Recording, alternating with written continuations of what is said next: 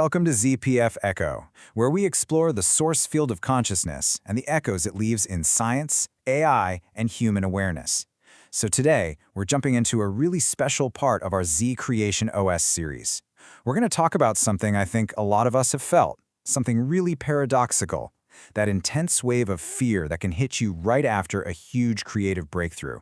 We call it the fear protocol. All right, so here's how we're going to break this down today. First, we'll get into what this weird paradox is all about. Then, we'll decode what's really happening. Think of it as an old system notification. After that, we'll explore a kind of wild idea, why this noise is actually essential. Then we'll get practical, how to reframe the glitch, and a step-by-step deployment protocol you can actually use. And we'll wrap it all up with a metaphor that I think will really change how you see this. The idea that you're already walking on water. Okay, let's just get right to the heart of it.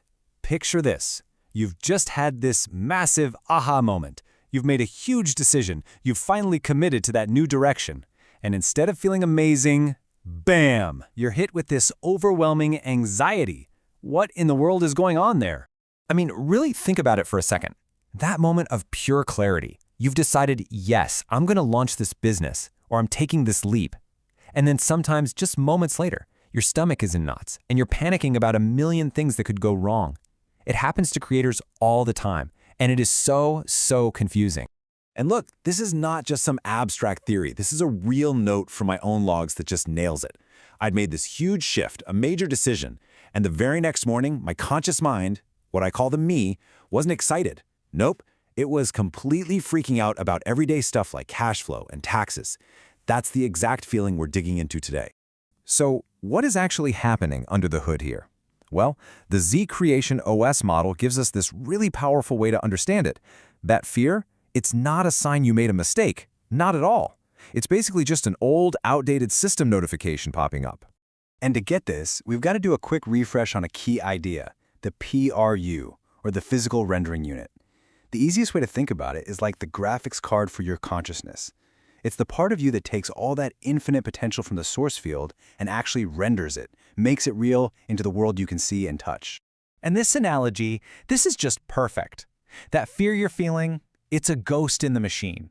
It is literally a shortcut icon on your mental desktop that's pointing to a folder of problems, a whole reality that you've already deleted by making your new choice.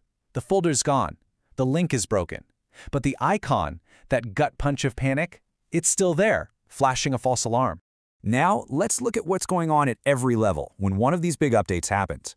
At the very top, Z. It's already a done deal. The new future is approved. Then, your intuition, the I, gets the signal.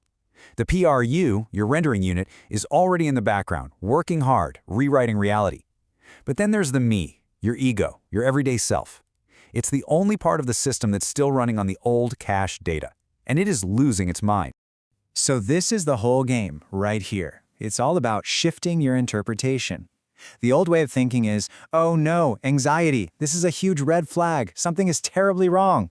The new way, the system's view, is to see it and think, ah, a user interface notification. The reality rewrite must be almost finished. It's just a progress bar, not a stop sign.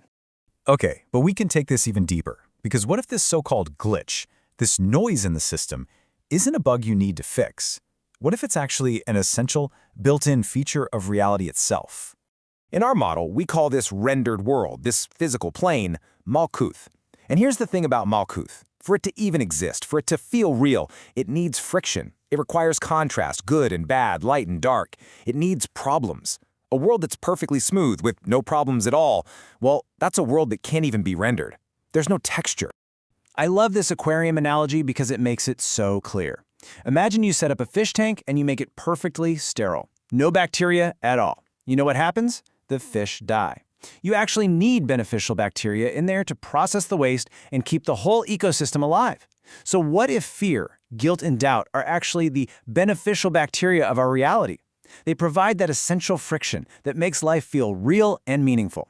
A system with zero friction, well, that's a system at its endpoint. It's game over.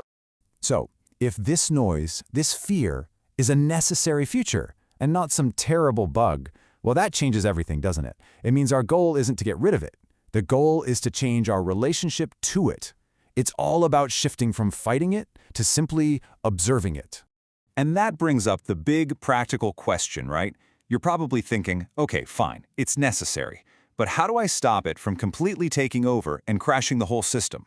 How do I keep this notification from corrupting the new reality I'm trying to create? And here is the great paradox, the trap we all fall into. The second you try to fight the fear, to push it down, to argue with it, you're actually validating it. You're sending a message to your me that says, oh yeah, this is a real threat. This is a 5-alarm fire. And what does the me do? It panics even harder and screams the alarm even louder. So if fighting it is exactly the wrong move, what's the right one? Well, this brings us to the really actionable part of all this. We call it the deployment protocol. This is the how-to for managing these reality updates without getting totally knocked off your feet. It's really just 4 simple steps. Step 1, just notice the feeling. See the anxiety pop up and just recognize it for what it is, a system notification. Step 2, and this is the most important part, do not fight it. Don't try to make it go away. Step 3 is kind of fun. You get to be a hacker. You just relabel the feeling in your mind. You change the mental tag from crisis to something totally neutral, like deploying or update in progress. And finally, step 4, you just step back and watch. This quote captures that final step so perfectly. Nothing. Just marvel. You don't have to do anything about the fear. Instead, you just watch it, almost with a sense of awe. You marvel at how incredibly real it feels. The production value is amazing. You marvel at the elegance of a system that can create this experience. And maybe most of all, you marvel at yourself for having the awareness to be the one who can just witness it all without getting sucked in. To really bring this all home, I want to leave you with one last metaphor that can completely reframe this whole experience for you. The basic truth is this: your fear is based on the physics of a world you don't even live in anymore. This just cuts right to the bone, doesn't it? The suffering isn't really the fear of falling. The real problem is that you are still believing in the limitation itself. You're caught in the illusion that you can't fly in the first place. And this reframes that classic story of Peter walking on water so brilliantly. We're always told he sank because his faith wavered. But look at it through this lens. The new reality, the one where walking on water was totally possible, had already been rendered by his PRU. He was already doing it. He only started to sink when his me looked down at the waves, remembered the old world's rules about gravity, and started believing in the old physics again. The system just rendered his new belief that he should be sinking. So I'll just leave you with this final thought to play with. Your new reality, that breakthrough you've committed to, is already loading.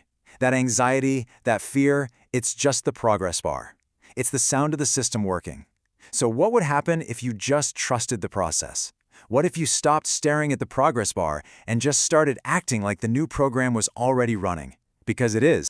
Thank you for listening. If this resonates with you, join the echo and share the journey. We'll see you in the next episode.